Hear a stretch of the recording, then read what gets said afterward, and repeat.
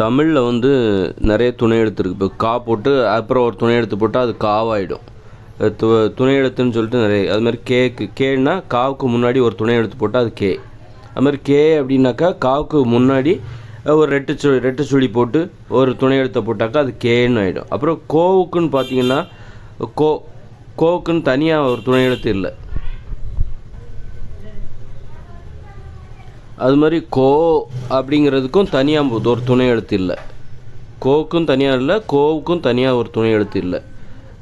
ஏற்கனவே பயன்படுத்துகிற அந்த துணை எழுத்து கேக்கு நம்ம பயன்படுத்தோம்ல, அந்த துணை எழுத்தையும் கேக்கு பயன்படுத்துகிற அந்த துணை எழுத்து காவுக்கு முன்னாடி பயன்படுத்த அந்த துணை எழுத்தையும் சேர்த்து அப்புறம் கா அப்படிங்கிற அந்த அந்த அந்த எழுத்துக்கு காவுக்கு அப்புறமா ஒரு துணை எழுத்தை நம்ம பயன்படுத்துகிறோம். அந்த எழுத்தையும் போட்டு கோ அப்புறம் கோ இந்த ரெண்டு எழுத்தையும் நாம் எழுதிட்டுருக்கோம். அது வந்து அந்த கோ அப்புறம் கோ அப்படிங்கிற அந்த எழுத்தை பயன்படுத்துவதற்கு ஒரு தனியாக நாம் 2 துணை எழுத்துக்களை கண்டுபிடிக்க வேண்டியிருக்கிறது. வெறும் கோ மட்டும் கிடையாது. சோ அது மாதிரி வந்து போ இப்படி டோ இப்படி அந்த நம்ம வந்து அந்த எழுத்துலாம் நம்ம வந்து அந்த உச்சரிப்புக்கு தகுந்த மாதிரி எழுதுவதற்கு நமக்கு துணை எழுத்துக்கள் தேவைப்படுகிறது.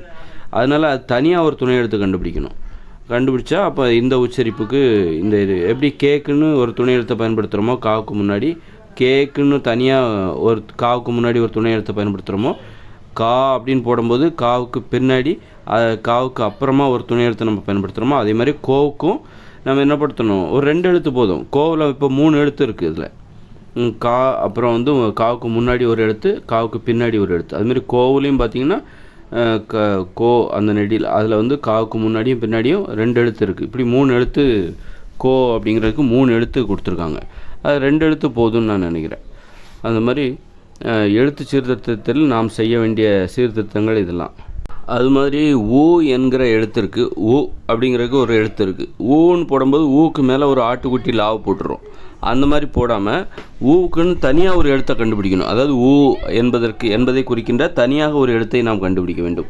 இந்த ஆட்டுக்குட்டி லாவெல்லாம் ஊக்கு மேலே போட்டால் அது ஊ அப்படின்னு சொல்லிட்டு நம்ம சொல்கிறோம். அப்படிலாம் இல்லாமல் தனியாக ஊ என்கிற அந்த உச்சரிப்பை குறிப்பதற்கு தனியாகவே ஒரு எழுத்தை நாம் கண்டுபிடிக்க வேண்டும். இந்த மாதிரி லாவை வந்து எல்லா இடத்துலையுமே அவுக்கு வந்து ஓவுக்கு அப்புறமா ஆட்டுக்குட்டி லாவை போட்டால் அது அவ்வு.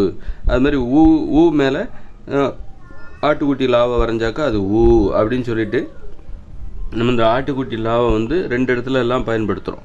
அதெல்லாம் தேவையில்லாமல் புதியதாக அதற்குன்னு ஒரு எழுத்தை என்பதை குறிப்பதற்காக ஒரு எழுத்தை கண்டுபிடிக்க வேண்டும். அது மாதிரி ஊ என்பதை குறிப்பதற்காக தனியாக ஒரு எழுத்து நம்ம கண்டுபிடிக்கணும்.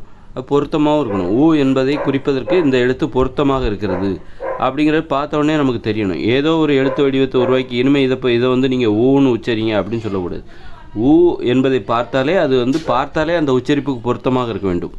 இப்போ இதெல்லாம் உச்சரிப்புக்கு பொருத்தமாக இருக்கிறது அந்த எழுத்து வடிவத்தை பார்த்தாலே. அது மாதிரி ஊ பார்த்தா ஊ என்கிற எழுத்தை பார்த்தாலே அந்த உச்சரிப்புக்கு பொருத்தமாக அந்த எழுத்து வடிவம் இருக்கிறது. அது மாதிரி ஊ என்கிற எழுத்தை பார்த்தாலே அது உச்சரிப்புக்கு பொருத்தமாக அது இருக்கிறது அந்த எழுத்து வடிவம்.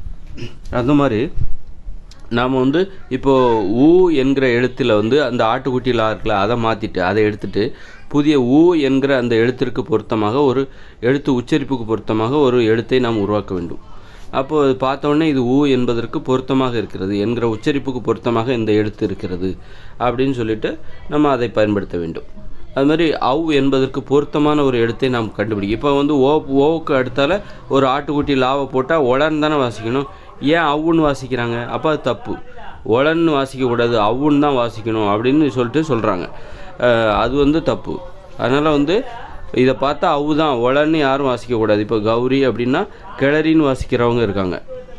அந்த மாதிரி நம்ம ஔவை அப்படின்னா ஒளவையார் அப்படின்னு வாசிப்பாங்க. அப்படின்னு வாசிக்கவே கூடாது. நம்ம அவங்ககிட்ட போய் சொல்லக்கூடாது, நீ இதை ஒளவையார்னு வாசிக்கக்கூடாது, ஔவையார்னு தான் வாசிக்கணும் அப்படின்னு நம்ம அவங்ககிட்ட சொல்ல வேண்டிய அவசியம் கிடையாது. அது வாசிக்கும் போதே அவங்களுக்கு அந்த யாரும் சொல்லி கொடுக்காமலேயே இப்படித்தான் நீ வாசிக்க வேண்டும் இதை அப்படின்னு சொல்லி கொடுக்காமலே அவங்க அதை எழுத்து கூட்டி வாசிக்கும்போது அதை ஒழுங்காக வாசிக்க வைக்கணும்.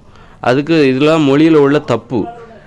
கவ் அப்படின்னா கவ்வுக்குன்னு ஒரு எழுத்து நம்ம தனியாகவே வந்து உருவாக்கணும். அது மாதிரி அவு என்பதற்கு ஓக்கு எடுத்தால் ஆட்டுக்குட்டி லா வராமல் என்பதற்கு தனியாகவே ஒரு எழுத்தை நாம் உருவாக்க வேண்டும். ஓவும் அதில் வரக்கூடாது, லாவும் ஆட்டுக்குட்டி லாவும் வரக்கூடாது. தனியாக ஒரு எழுத்து போதுமானது அப்படின்னு நான் சொல்கிறேன்.